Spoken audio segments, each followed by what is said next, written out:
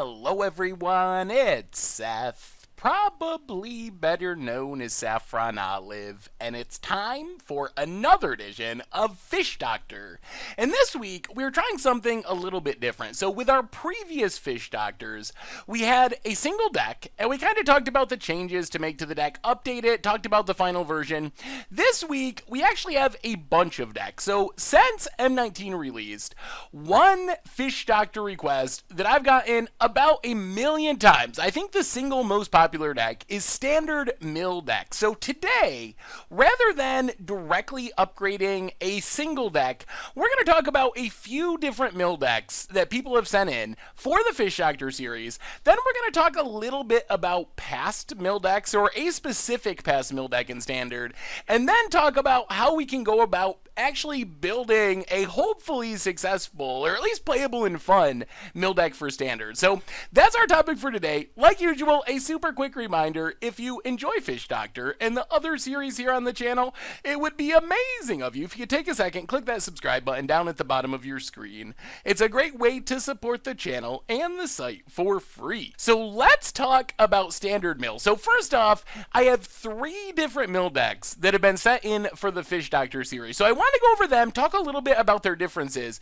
and then we will kind of move forward into a mill deck from the past, which I think provides a foundation, or at least some ideas for what we do with our current Standard Mill deck, and then we'll talk about the options for building mill in Standard. So deck number 1 is probably the simplest of the mill decks we have. Straight up Mono Blue Mill from Carolyn P. So Mono Blue Mill, very straightforward. You get the upside of good mana, you get a ton of mill cards. Basically, any card that can mill your opponent, Minister of Inquiries, Patient Rebuilding, Psychic Corrosion, Fraying Sanities, Compelling Arguments even, is in the deck. So the idea here is pretty simple. You play mill cards, you mill your opponent as quickly as possible, hopefully use some counters maybe to stay alive. There's not a ton of removal, but it is Mono Blue. Mono Blue doesn't have a ton of removal. So that's build number 1, Mono Blue Mill. And then build number 2 of Mill for Standards is Blue Green Mill. So this one comes to us from Slaughterborn, and this one's a little bit different. While we still have the same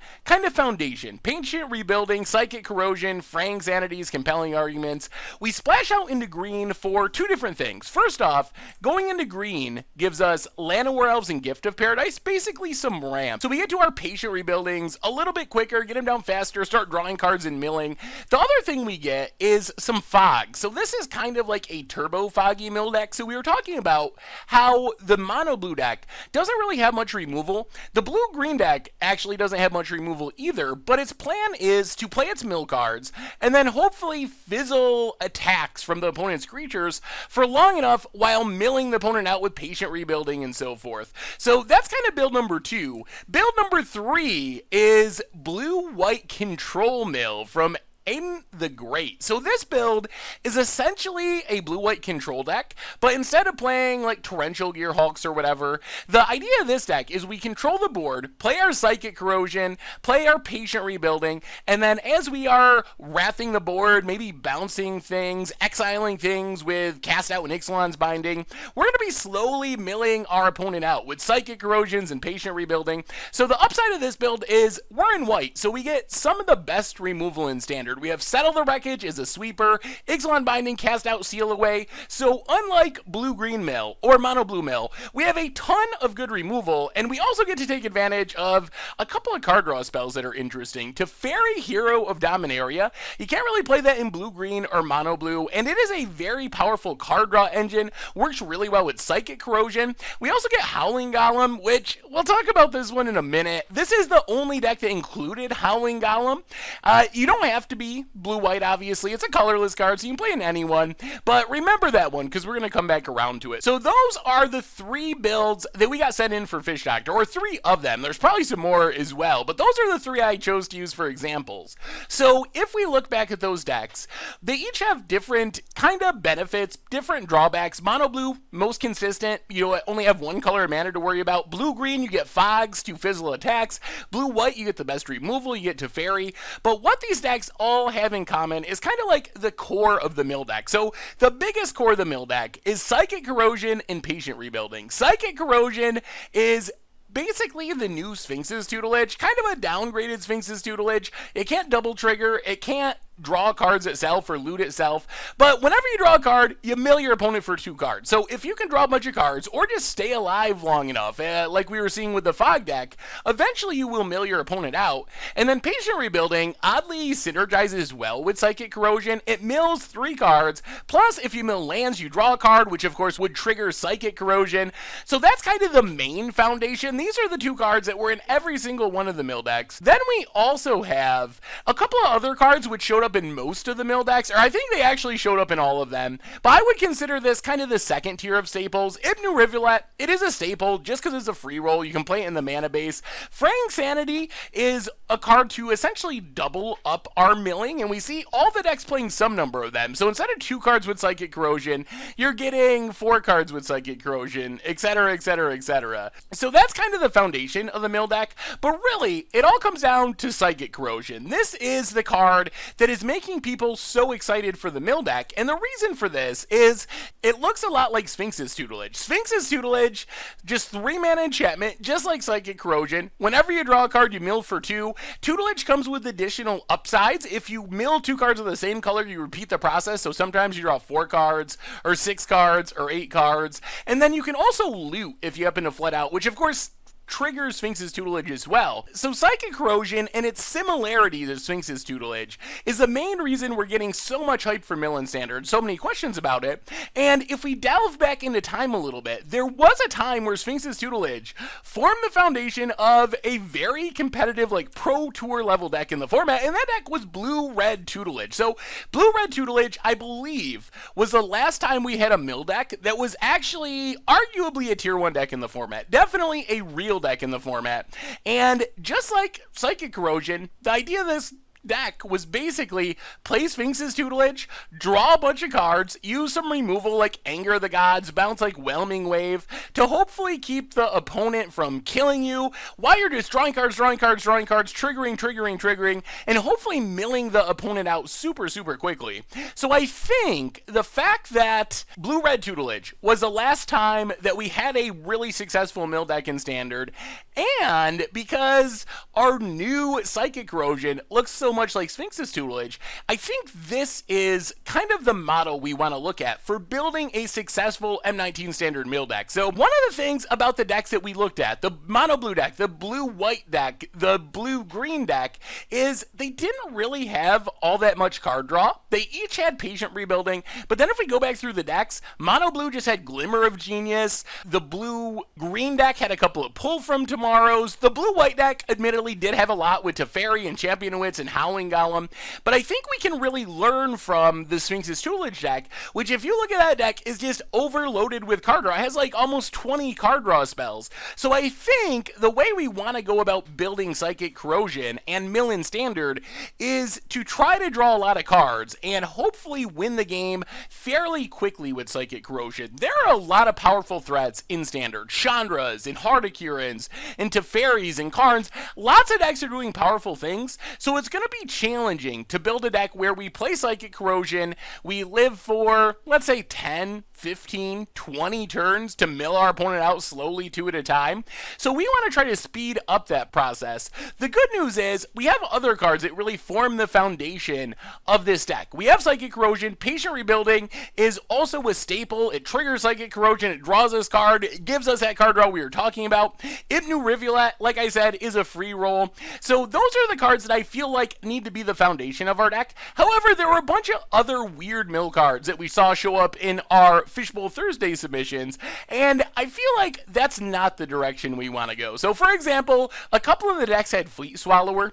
Fleet Swallower is a very unnatural fit. Yes, it can mill a lot of cards, but it's 7 mana, and I'm not sure we want to be looking to cast a 7 mana creature. This kind of goes for Howling Golem too, so this is kind of a lesson that's worth considering. So all the decks we actually looked at from our Fishbowl Thursday submissions, they were primarily spell decks, playing enchantments, playing some planeswalkers, some instants and sorceries, etc., etc. They had very few creatures. We saw like a set of Llanowar Elves, we saw Howling Golems, we saw a couple Fleet Swallowers, and if you consider the standard metagame, pretty much all decks in standard. Think of red-black aggro, think of blue-white control, think of Scarab God decks.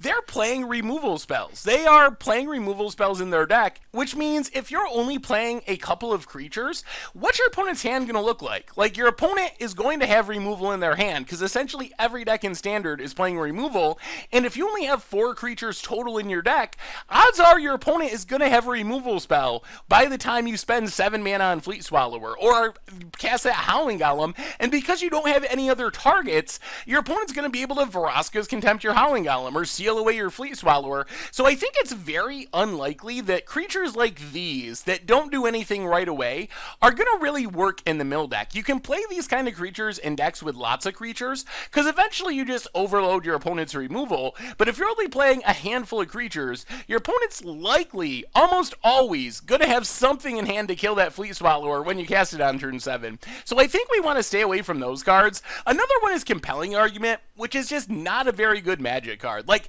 yes, it does cycle. That's kind of the one saving grace of Compelling Argument. You can cycle it away when it's bad, but milling 5 cards is just not that much. It's pretty unlikely that that 5 cards is going to be the difference between winning and losing the game, especially since we got to spend a card to actually mill those 5 cards. So when we are milling 4 cards a turn, hopefully drawing extra cards with our Psychic Corrosion, or maybe 6 cards a turn with multiple Psychic Corrosions or whatever, 5 extra cards just likely isn't going to make or break that, so I feel like we could spend that slot better. Maybe the most controversial card in the deck is Fraying Sanity. So Fraying Sanity essentially just doubles up your mill. The downside is it doesn't actually do any milling on its own. However, you can make an argument. The original mill deck from Standard, the tutelage deck, did play 1 copy of Elhamret's Archive, which is essentially the same as Fraying Sanity. It essentially doubles up your milling. It's also drawing extra cards, which kind of makes it better. So I can see an argument to play Fraying Sanity as like a one-of, but I think we'd probably be better off playing a small number of Fraying Sanities and trusting that we're going to be able to draw enough cards to mill our opponent out quickly enough that we don't really need to try to double up our mill with Fraying Sanity. So as far as I can tell, something like this, based on the original tutelage deck, would be the foundation of Standard mill. You get Cathartic Reunions, Tormenting Voices to have tons of card draw, combine that with Patient Rebuilding for even more card draw, Shimana's Awakening, repeatable card draw, some Abrades for removal, maybe Magma Spray, River's Rebuke to do some bouncing. So I feel like this is kind of the package that you start your mill deck with, and then from there you have another like 10 or 12 slots, not counting the lands, which obviously got to add those in, but we start with these cards, and then you can go any number of directions to have the final mill deck. So for example, if you want to stick with straight blue-red, throw in the Sweepers, removal, throw in Champion of Witch, which is an exception to our creature rule we are talking about, because we don't even really care if Champion of Witch dies. If our opponent only has 1 removal spell and they spend it on Champion of Witch, sure, because the payoff is we're drawing and discarding 2 to trigger our Psychic Corrosion, and the upside is if we happen to loot away a Champion of Witch or something, then we can internalize it and draw 4 to trigger Psychic Corrosion a ton of times in the late game. So I feel like this is kind of the blue-red version based on that foundation. You could also go into Jeskai. Going into Jeskai gives you access to that same foundation, Cathartic Reunions, Tormenting Voices, Patient Rebuilding, Psychic Corrosions, a copy of Fraying Sanity, but then you get white to add in some more removal options, some sweepers like Fumigate. You can play Teferi for even more card drawn because it's a very powerful card, and then you could also go into Temur off of that same foundation, the card draw, the mill cards, throw in the fogs that were in the blue-green deck, keep the Champion of Wits for more card drawing, and try to fizzle attacks while also drawing as many cards as possible to trigger Psychic Corrosion again and again and again, and hopefully mill the opponent out of the game really quickly. So those are my ideas for mill, and I think if you want to take a lesson away from this, or a few lessons, first off, number 1, be willing to learn from the past. Like, even though we don't have Sphinx's tutelage, or a lot of the cards that were in the Sphinx's this tutelage deck, from building off of that foundation and seeing what worked before,